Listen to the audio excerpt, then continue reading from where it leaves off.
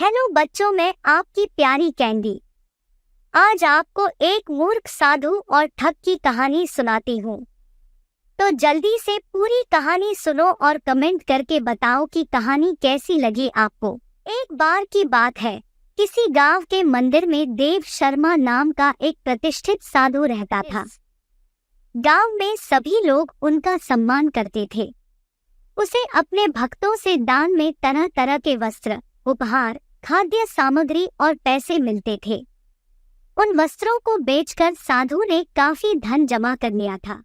साधु कभी किसी पर विश्वास नहीं करता था और हमेशा अपने धन की सुरक्षा के लिए चिंतित रहता था। वह अपने धन को एक पोटली में रखता था और उसे हमेशा अपने साथ लेकर ही चलता था।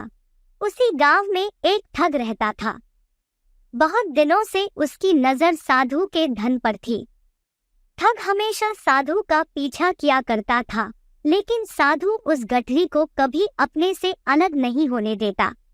आखिरकार उस ठग ने एक छात्र का वेश धारण किया और उस साधु के पास गया। उसने साधु से मिन्नत की कि वह उसे अपना शिष्य बना ले, क्योंकि वह ज्ञान प्राप्त करना चाहता था। साधु तैयार हो गया और इस तरह से वह ठग साधु के साथ ही मंदिर में रहने लगा।